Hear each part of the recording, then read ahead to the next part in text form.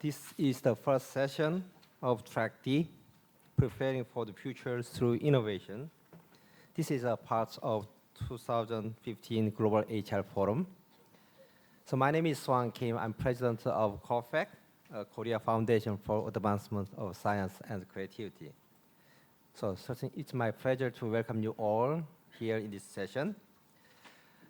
Today, we'll talk about our future, and we certainly are in two aspects. One is to discuss why the population spurt. According to Allen, we have another 1 million people every 4.5 days. So in this age of rapid population growth, how we plan sustainability with energy, food, and resources, or how can we make the planet more balanced in a wise way, or we can still able to keep the economies prosper without constant growth. Another is preparing the future while at the age of the robots, which is becoming more intelligent and sophisticated ever, which might take over jobs from humans in a wide range of areas, but also may create some, and give us ideas on how automation will affect the labor market and the many other issues arising from that, and also how we can prepare to minimize the effects, side effects it may bring on us. Now, this session will consist of two presentations and by two distinguished speakers. Each speech will last for 35 minutes and a little more, and we can take questions from floor afterwards. And so please write down the questionnaires on the papers on your seat, and you can hand them to our staffs before the question and answer session. Now, let me introduce our speakers. The first, Mr. Alan Weisman, who is familiar to us as the author of renowned book and World Without Us and the Countdown, Our Last Best Hope for Future and Earth. Let's welcome him. Next to him, this is Dennis Hong, professor of mechanical and aerospace engineering from University of California, Los Angeles in the United States.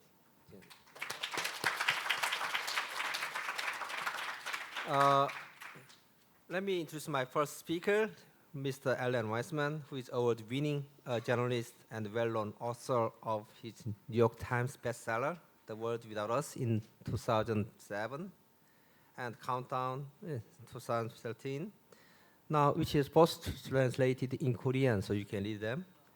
And he wrote for Harper's Magazine, New York Times Magazine, and Monthly Discover, and many magazines and newspapers. And he's currently working as a senior radio producer for Homeland Productions and teaches international journalism at the University of Arizona.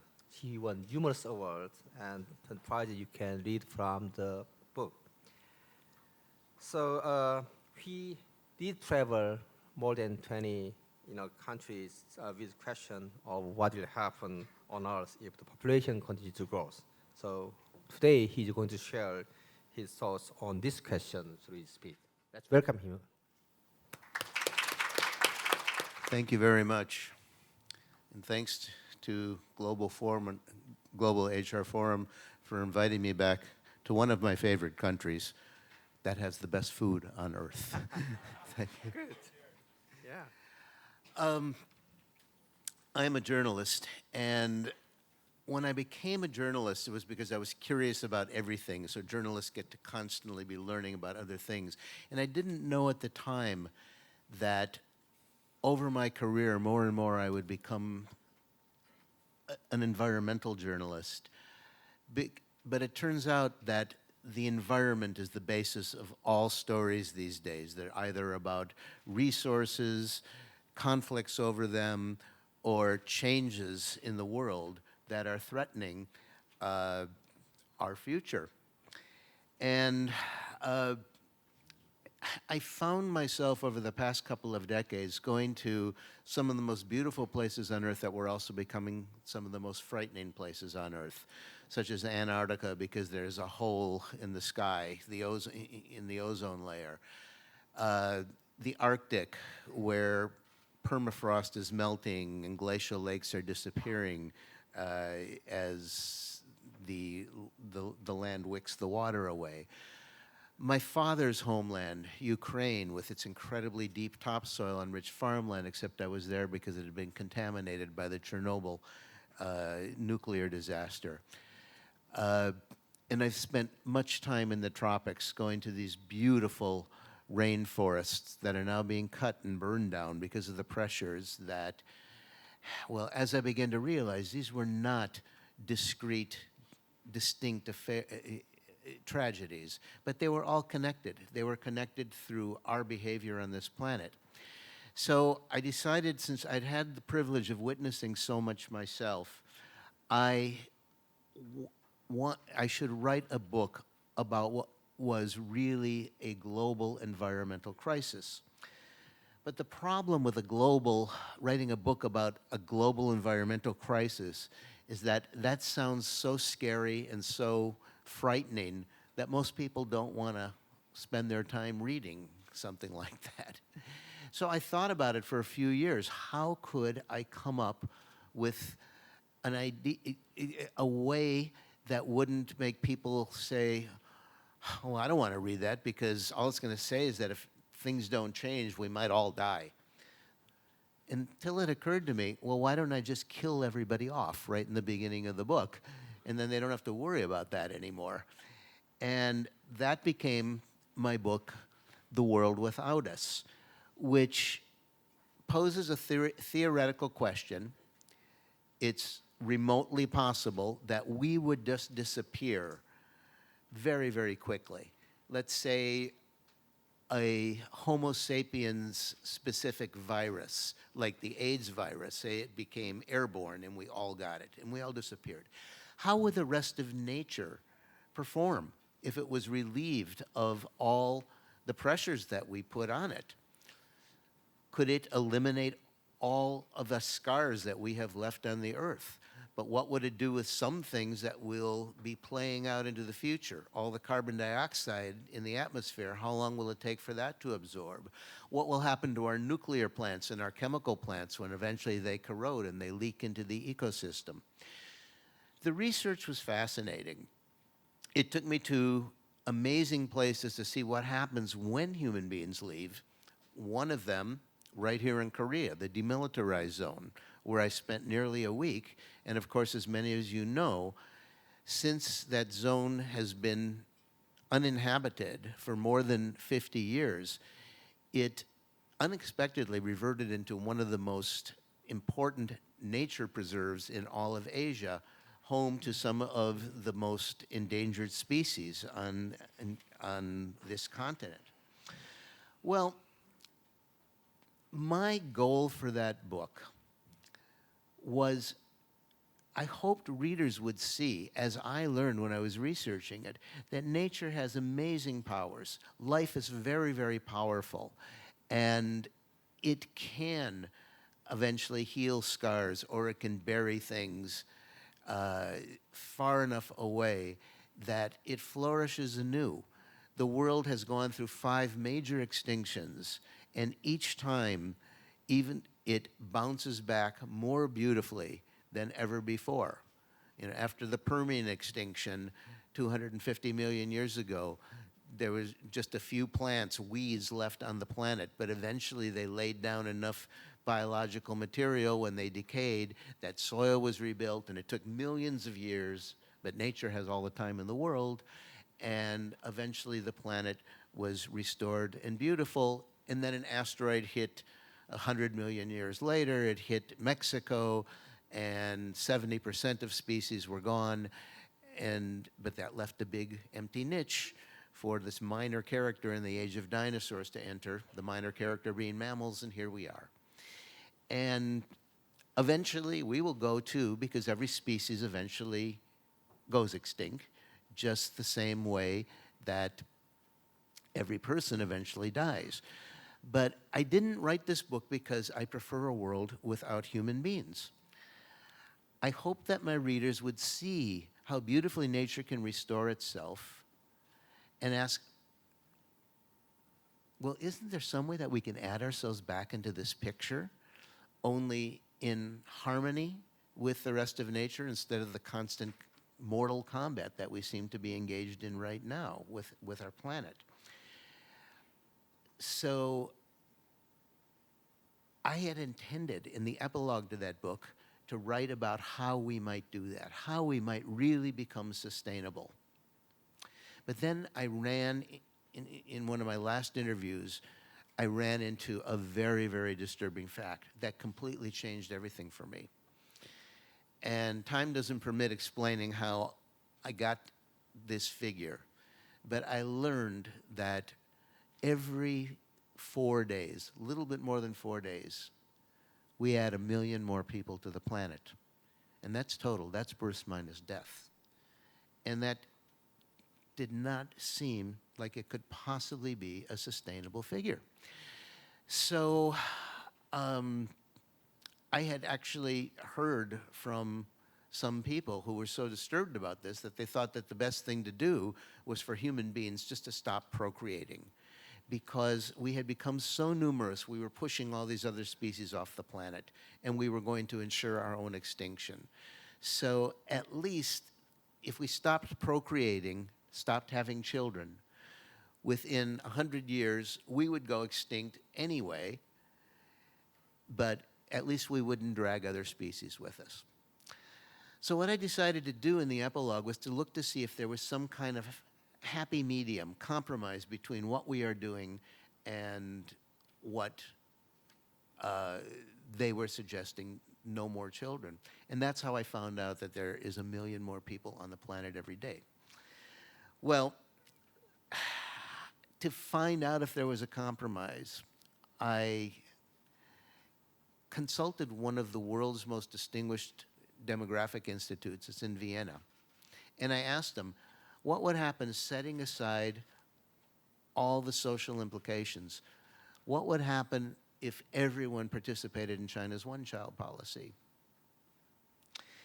And a week later, they sent me this graph, which shows that for a couple generations, we would level off, and then our population would drop dramatically. And by the end of this century, we would be back to about 1.6 billion people, which was the population of the Earth at the beginning of the 20th century, before suddenly we quadrupled, for reasons I'll explain to you. Well, this is an interesting graph, because 1.5 billion people, that would give a lot of room to all those other species that we're pushing off the planet. It would also give us a lot of breathing room. But the problem is that nobody likes the Chinese one-child policy, including the Chinese. Nobody, it's just a loaded question to think that, that we could control our population, because nobody wants a government coming into our bedrooms and telling us what we can do. Like every other organism, we are designed to make copies of ourselves. That's the nature part of human nature. So when somebody tells us that we can't, it feels unnatural and we rebel.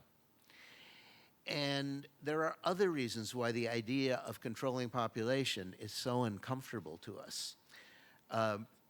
Religions, nearly all religions begin with some version of be fruitful and multiply. It's a strategy to have more children so you can become bigger and more powerful than the neighboring religion, which might become your rival or your enemy. And then there's economics. Economists love big populations. I mean, economists are always telling us that the health of an economy is whether we can grow and grow and grow. And they love big populations because they want a lot of consumers, but also because, and this is something that economists don't like to admit, that the more people there are, the lower wages are, because you get a bunch of poor people competing over sometimes very miserable salaries. So it's such a touchy subject that most environmental groups won't even talk about overpopulation, except when I'm asked, if I think now that overpopulation is the biggest environmental problem of all, my response is, well, if there weren't so many people, would we even have any environmental problems? I heard from so many readers about this graph in my book, and the question that I left hanging at the end of the world without us, should we do something about this? That finally I decided that someone had to research dispassionately and objectively what the real issue is about population on this planet. And that's what we journalists are supposed to do. We're supposed to be objective. So that led me to my latest book, Countdown. And to research this book, I brought it down to 4 questions.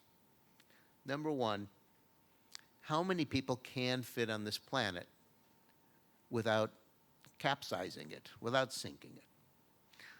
Number 2, how much nature do we have to preserve in order to guarantee our own survival?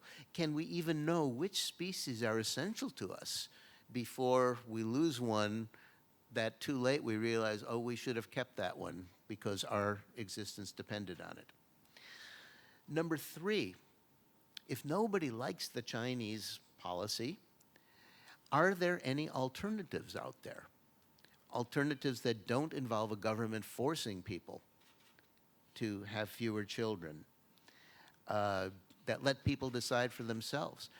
And are there alternatives that are culturally acceptable to the wide array of beliefs and religions and cultures and nationalities on this planet?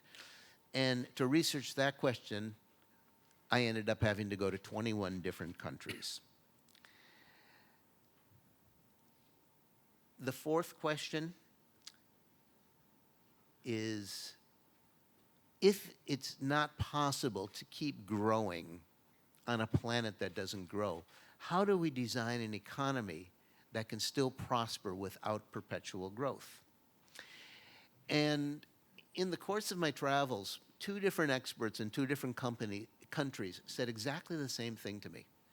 They said, you are asking the most important questions on Earth, and they're probably impossible to answer. And my response was, I'm not an expert, I'm just a journalist. But when someone tells me these are the most important questions on Earth, I think we damn well better try to answer them. And so I did, but first of all, I needed to learn why our population has grown so much.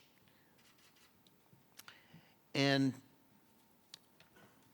it turns out that if you look at this graph, and by the way, in my books, each book only has 1 graph because a lot of readers don't like to look a lot of charts and graphs. They're boring. But this one is pretty compelling. What you can see is that through more than 90% of human history, our population barely grew at all because, like every other organism in nature, we died off about as fast as we were being born. In nature, there's very high mortality. But then where you see the line starting to curve up, that's the 19th century. That, beginning with a vaccine against smallpox, we started to learn how to survive longer. Before then, when the line was flat, human life expectancy was 40 years. And most babies did not survive to have babies themselves. But suddenly, with the smallpox vaccine, more vaccines, pasteurization of milk, the discovery of the importance of antiseptics, suddenly people were living much longer and fewer babies were dying. So by the beginning of the 20th century, we passed 1.5 billion people. And then you see the line go straight up. Now, the reason the line goes straight up, I'm about to explain the 20th century, but it's important for us to understand that all of us were born on this vertical line. What you're looking at there is the most abnormal population increase in the history of biology. Other than some microbial blooms, which were actually mostly caused by us, say ocean algae, no other species has done anything like that. And we were all born on that line. So all these crowds and the traffic all look normal to us. This is not normal. This is not what nature wanted. Now, why did the line go straight up? It's because in the 20th century, we learned how to do something else that also seemed as good an idea as improving medicine. And that was we learned how to grow more food than nature could have possibly grown on this planet. And it happened in two phases. Just before World War I, two German scientists created the most important invention in the history of humankind. It's not the wheel or the computer. It's something called the Haber-Bosch process. I'd never heard of it. It's a way of pulling nitrogen from the atmosphere and spreading it chemically on the soil.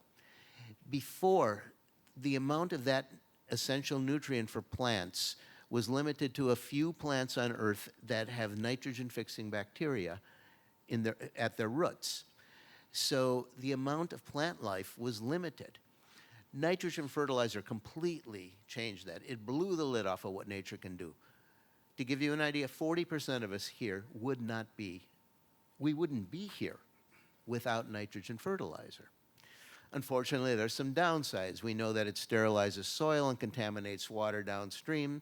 It's also one of the biggest sources of greenhouse gases. It takes a lot of fossil fuels to make it, and then when it breaks down, it turns into nitrous oxide, which after methane is the third most potent greenhouse gas. Nevertheless, our population, despite two huge world wars, our population soared past 2 billion in 1930. By the 1950s, it was over 3 billion. By the 1960s, there were so many people on the planet that even nitrogen fertilizer couldn't catch up. And the predictions were that Malthus, that English economist who said that the food supply would never be able to catch up with exponential population growth. It looked like he was going to be proved right.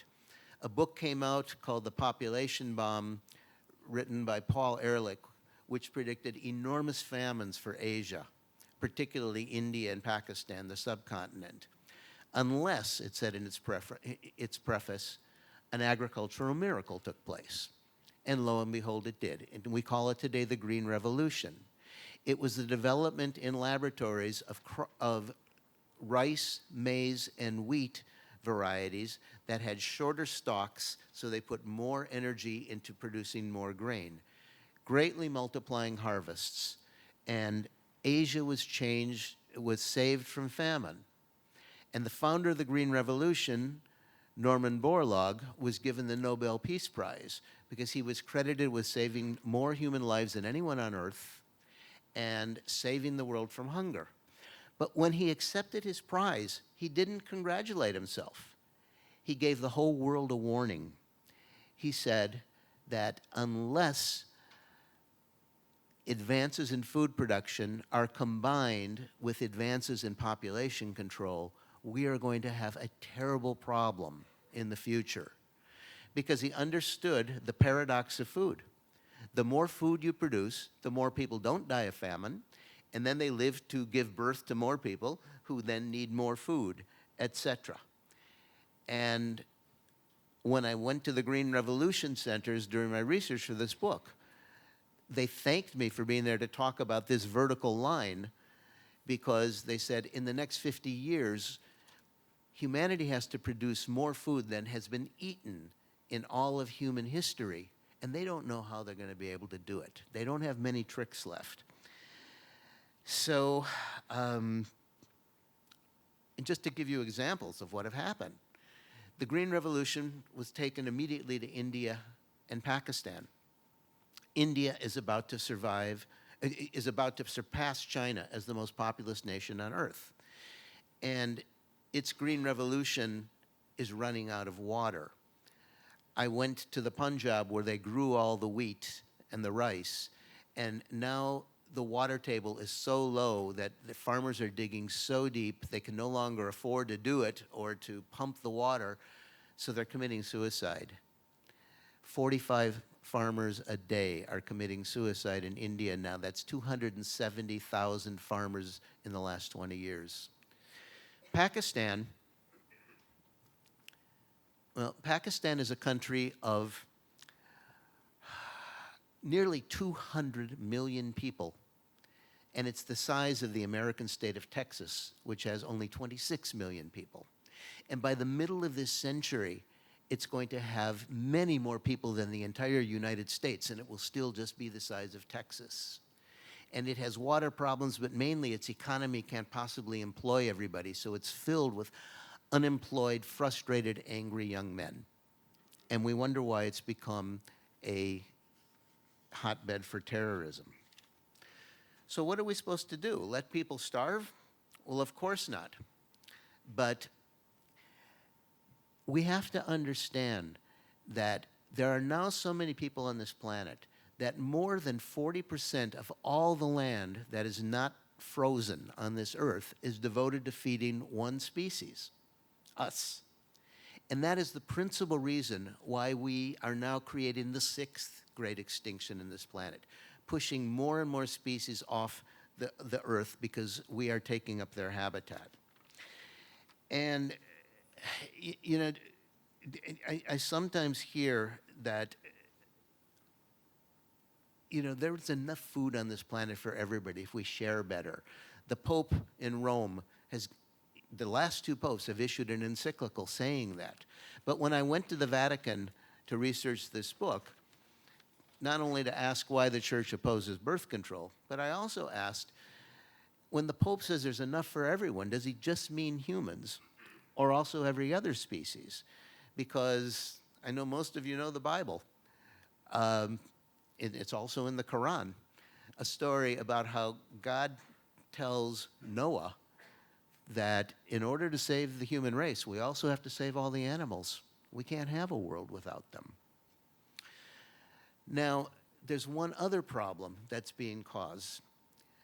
Some of you recognize the shape of this graph because it is the identical graph to the increase in carbon dioxide in the atmosphere during the last century.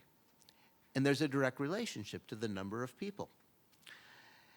There's more CO2 in the atmosphere right now than there has been in 3 million years. And back then, the seas were 80 to 100 feet higher. That's 25 to 30 meters higher, which is where many scientists fear we are going to be headed. And, you know, I'm oftentimes asked, well, isn't it just not population, but it's really a problem of consumption, that if we consumed less, well, as someone told me when I was researching this book, the problem is there's no condom for consumption. We don't know how to control it, particularly when you think that the 2 most important products of consumption are food and energy.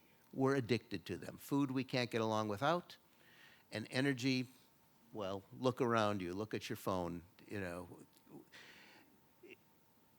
And right now, we don't have the technologies to massively run our planet on either renewable solar or wind technology. We just don't have them at massive scales. We must keep trying to develop them. But in the meantime, we do have the technology to limit the number of people demanding CO2. And I was happy that in my research I found out that draconian solutions like China's one-child policy or India's emergency with forced sterilization, or one that my own country did with forced sterilizations in Puerto Rico in the 1930s, those are the exception. I'll tell you quickly an example of an incredibly successful voluntary programs, though I found many in many different cultures. In 1979, Iran had its Islamic revolution, and it was immediately attacked by Iraq. Iraq wanted this oil-rich province on the border. Iraq was a NATO ally then. It had sophisticated weapons. All Iran had was people. So the Ayatollah asked every woman in Iran to get pregnant, to do her patriotic duty, to help build a 20 million man army to ward off the invaders. And at one point, the population growth rate was the highest in history, in human history. And they managed to hold the war after 8 years to a stalemate. But at the end of those 8 years, the economist in charge of planning and budget went to the Ayatollah and said, we have a problem. We're going to have to employ all these kids in 10, 15 years. And he explained that a nation filled with unemployed young men, because the economy wasn't going to be able to do it, was going to destabilize, just like Pakistan today. So Iran agreed, and the Ayatollah issued a religious opinion saying there's nothing in the Quran against using birth control if you have the number of children you can take care of. But they saw the Chinese program, they wanted a voluntary program. So what they did was they made contraception available throughout the country, everything from condoms to operations for free. And the only thing that was obligatory, they told people, you can decide how many children you want. But the only thing that was obligatory is that they asked young couples to attend premarital classes in which they learned how much does it cost to raise, feed, clothe, and educate children. And then, most important, they encourage girls to stay in school. Because in all my travels, rich country or poor country, the best contraception of all is educating women. Because a girl, when she's studying, postpones her pregnancies, and then once she's out, she's got something interesting and useful and economically helpful to do with her education, but you can't do it if you have 7 children. So all over the world, if you get a girl through secondary school, on the average, she's going to have no more than 2 children and sometimes fewer. Now, I know, just to give you an example, Iran, today, 60% of university students are female, and they came down to replacement rate. That's 2 people having 2 children, so population doesn't grow. They just replace themselves. They did that a year faster than China's one-child policy. Now, obviously, in Korea, you hear a lot that this shrinking population is a problem, shrinking population growth, because what's going to happen to the economy? Well, let me leave you with these thoughts. First of all,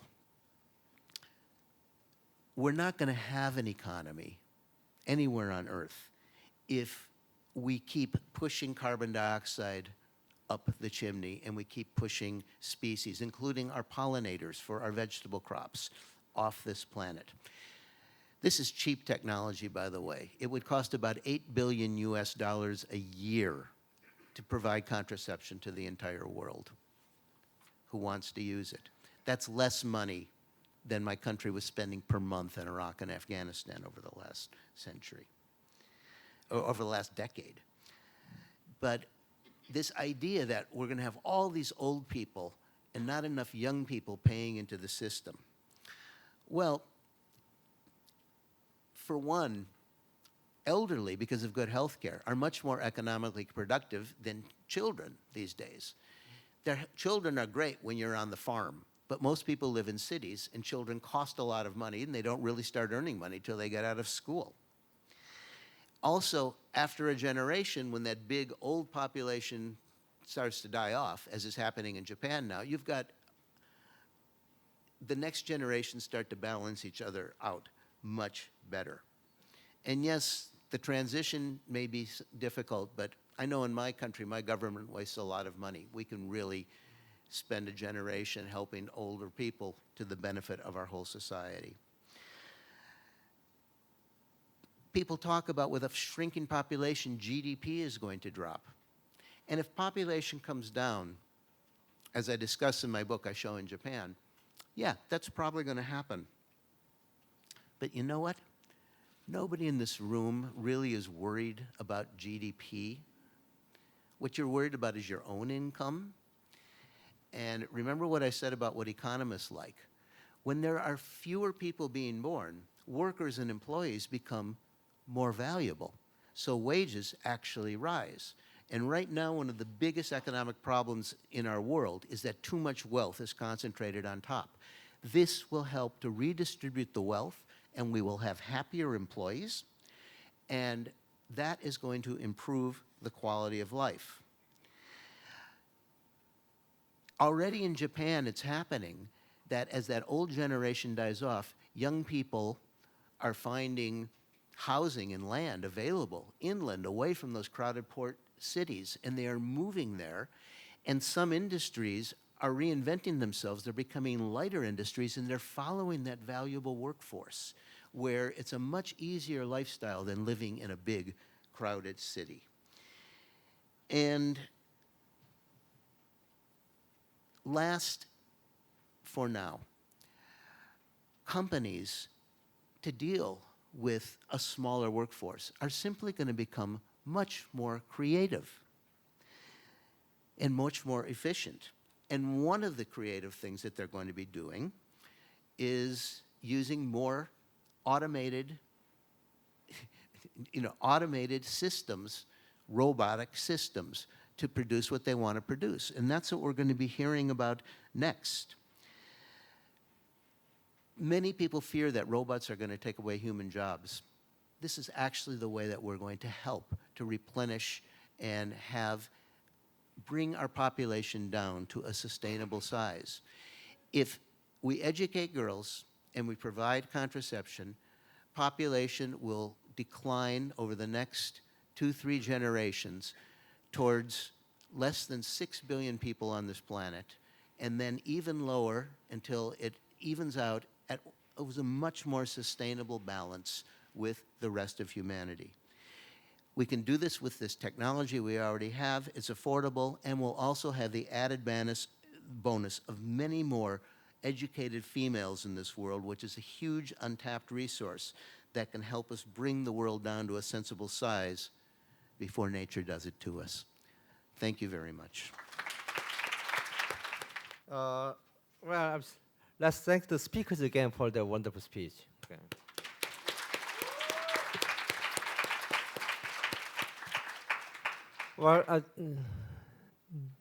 These two speakers show us a remarkable vision of the world. The world we can perhaps change. But the common theme I can feel is that the world can be without us. Then, will this world be better off without us, or will it be better for us? Can you make it better? I can see there can be many questions from the floor. I already have a handful of questions from you. Maybe I can start with Ellen. Then this. Okay, there's a question from Keist. And the population of the entire planet is increasing. Yes, it helps. I take it from you.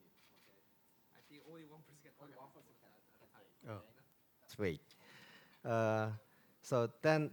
But the population of developed countries such as Korea is decreasing. If less babies are born in these developed countries, and then won't the productivity of the entire world decrease as a result, and will be better for the world? Repeat the last part. Well, then productivity of the entire world may decrease.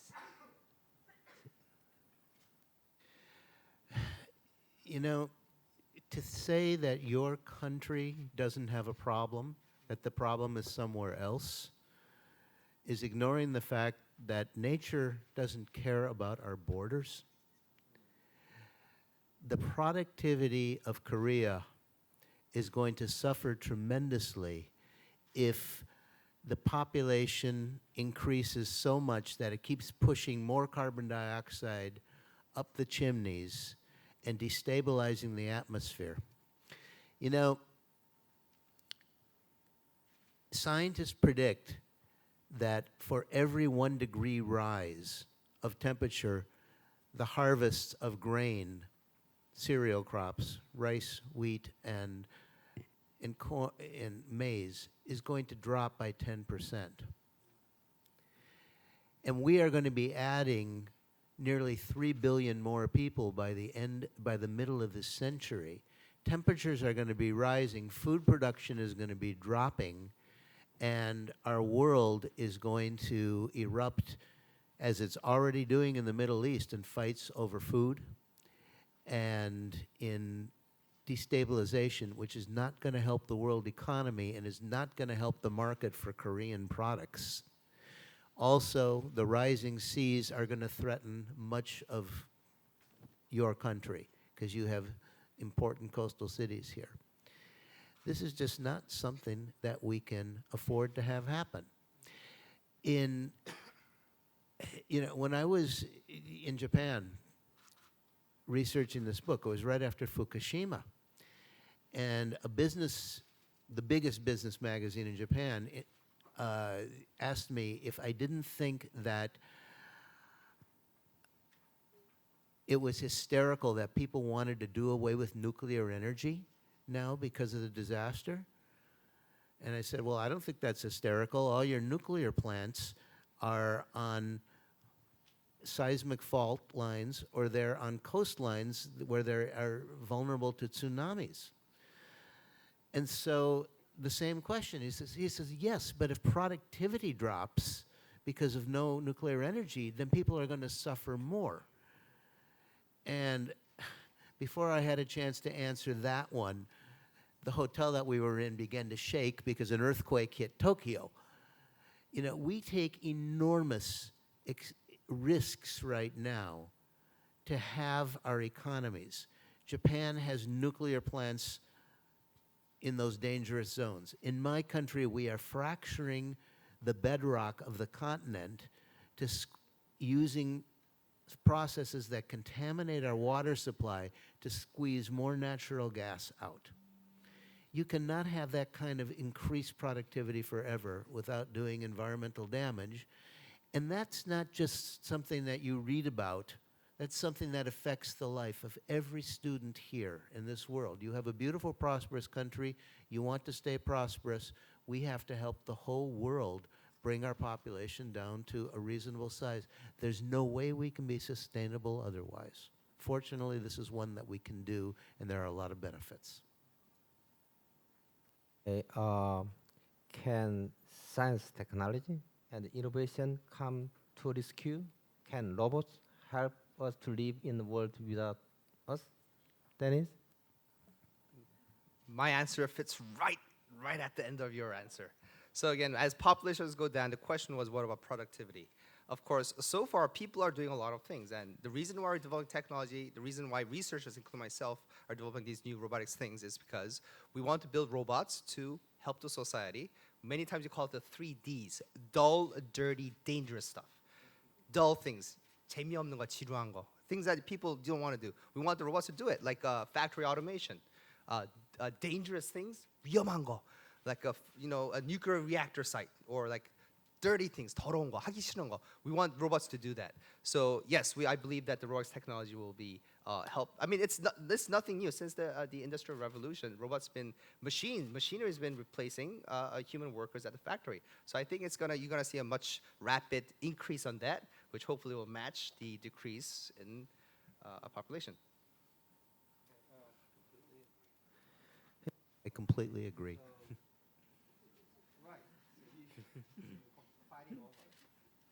All right, there's another question here. This is the age of consumption. Consumption is at the heart of, say, capitalism, right?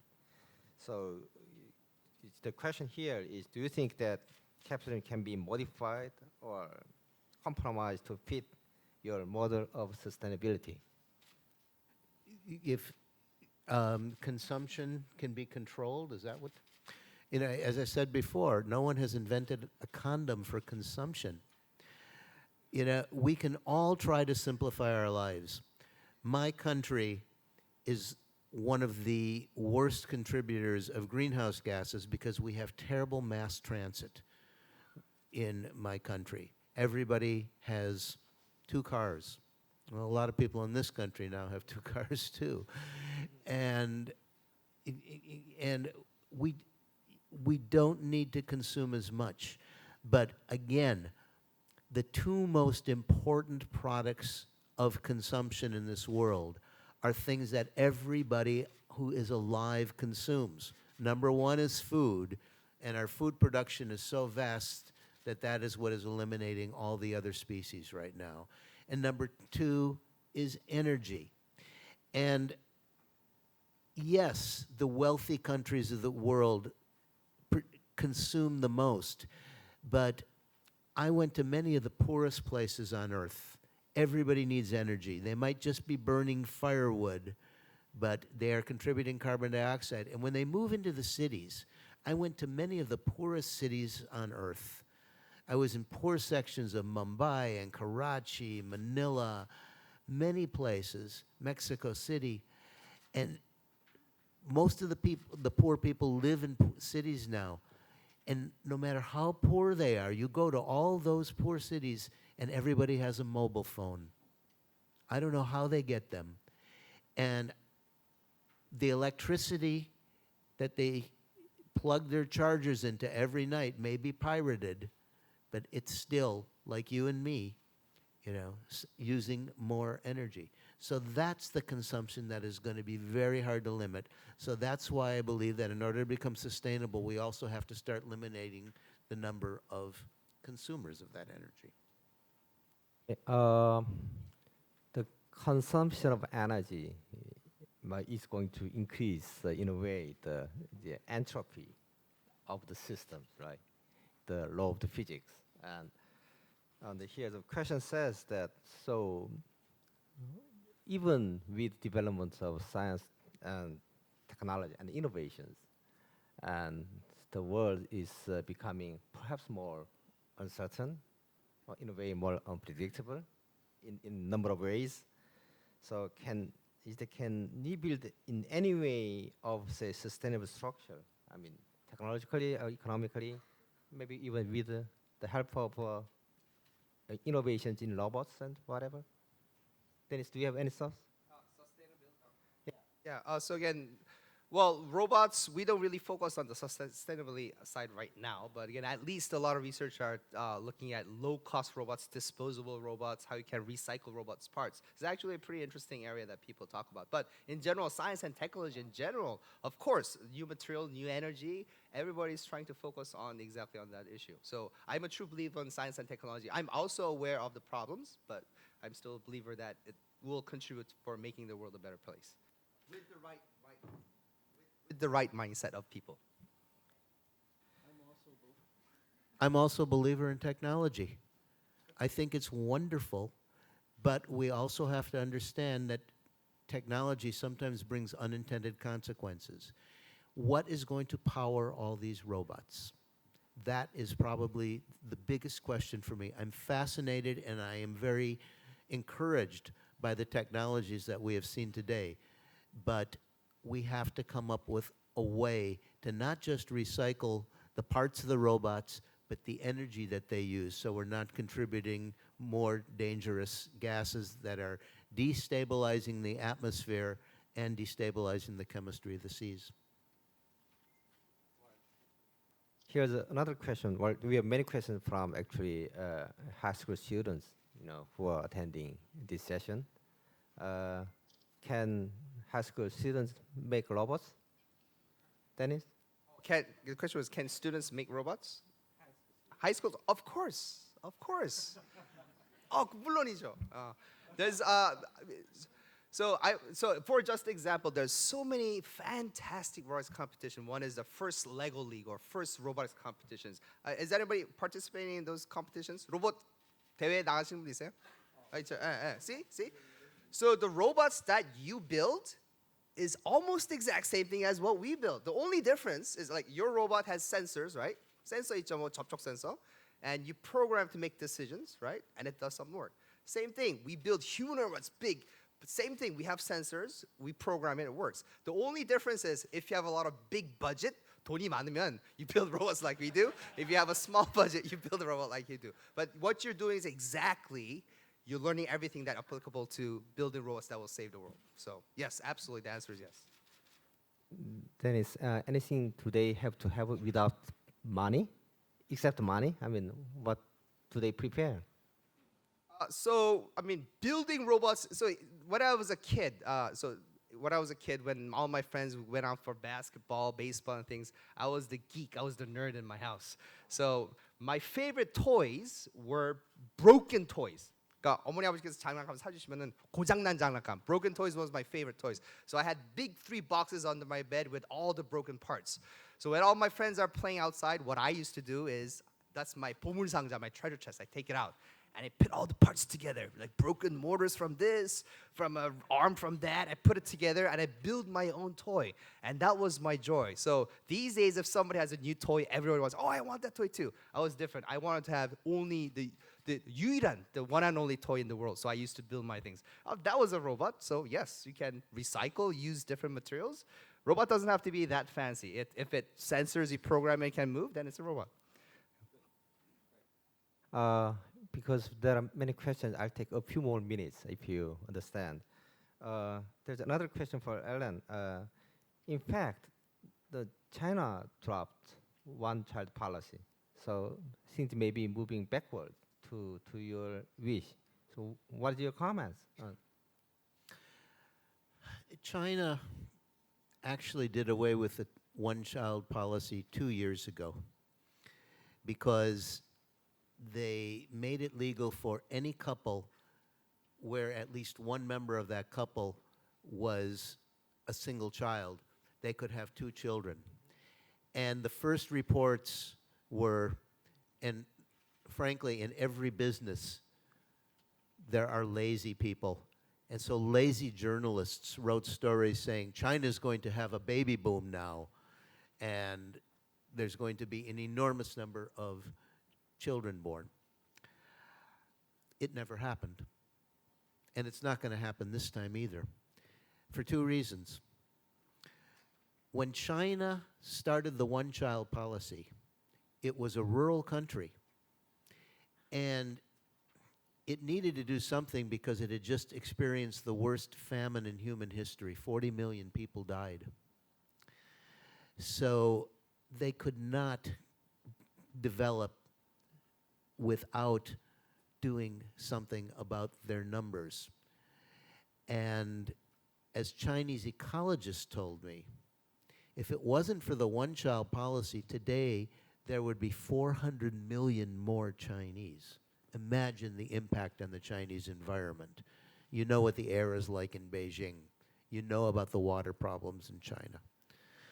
So, but what has happened since 1980, when the one-child policy started, is that many more Chinese now live in cities. And in cities, you don't need all those children to help the economy of the family.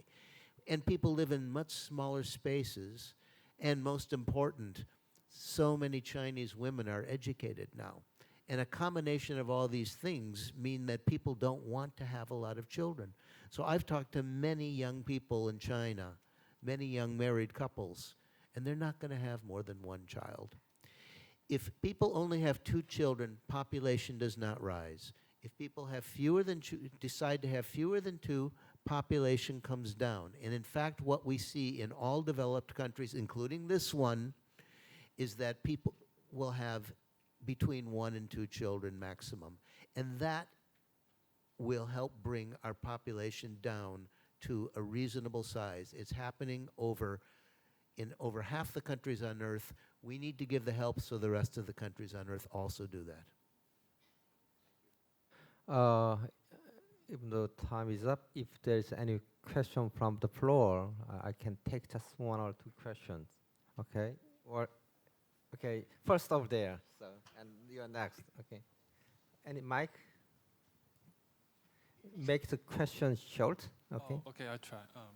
I'd like to ask a question to Dr. Dennis Hong about the Korean education system. According to the previous interviews of you, you have mentioned that you really want to study robots, but you couldn't in Korea. so you decided to go to States and study robots. What do you think that our Korean education systems should be changed to motivate and educate your young students like you? How should we teach them better? Thank you for the question. One clarification, in the interview, I didn't leave Korea because I couldn't do robotics study, but rather, once I entered university as a freshman, there was not a whole lot of opportunities for undergraduates to participate in big research projects. So that's why one of the reasons, the other was makgeolli, I didn't like. But anyway, so that's one of the reasons I went to the States. Now, good thing is that that's changing now. There's a lot of university students here, hopefully in engineering and science. These days in Korea, there's a lot of opportunities for undergraduates to actually participate in graduate research, actually funded research projects. And that's fantastic. How do we motivate the students? One of the reasons why I actually do come to Korea often is to do exactly that. It is a very important thing. So like 2 years ago, there was a thing called 이공대 기피 현상, right? So if you actually look at some of the interviews, 2 years ago in the newspaper, what I did say is 저의 미션은 앞으로 2년 안에 우리나라의 인공기피 현상을 뿌리 뽑겠습니다라고 얘기한 인터뷰가 있어요. 2 years have passed. Now things are changed. So I would like to believe it's not me, but at least I wanted to believe that I had an impact. But the reason is coming here is to actually inspire the young generation, the next generation students, and that's what I'm doing. Interesting thing is I was educated in Korea, and now I do education in the United States. So I'm in a position where I can actually have a pretty good comparison between the education system. So with that, we don't have a lot of time, so without going into too deep thing, one quick comment is that, so in the States when I teach students, so there's a lot of international students, Korean students, when the professors give a mathematics, 수학 question, Korean students, they 미적분방에 and all the other American kids are like, whoa, it's like 인간 계산기, wow. It's like human calculator. You know, students educated in Korea, they're brilliant in solving mathematical problems, but if you give a problem where you don't know if there's an answer or not, or if there's multiple answers to the question, the students can't do it. The Korean students 막 헤매요. They don't know how to handle it. And one of the reasons is because in Korea, when we teach things, mathematics is a very good example, but when we teach things, we teach them how to solve the problem, but we do not teach them why we're using this. We don't teach them how we can use this for solving real problems. That's one of the big problems. Of course, I can go on and on with about creativity and China, those kind of things, but that's a quick answer to your question. Well, thank you for the question and the answer. You talk so fast. But you make better jokes in Korean. Last question, I suppose. Yeah. Thank you for the moderator, even though there's a lack of time. Well, I have kind of the question to both two speakers. I saw in the interview of the Bill Gates the last week that he says that for the science that helps the poor people is not where the capitalism they have the right incentives. So when as Alan suggests that there's kind of the low the demographic changes there. Demographic is in there, and also when there's a robot alters what the people had done in the last centuries. So when kind of the world is going on to emerges upon how we can change the current capitalism social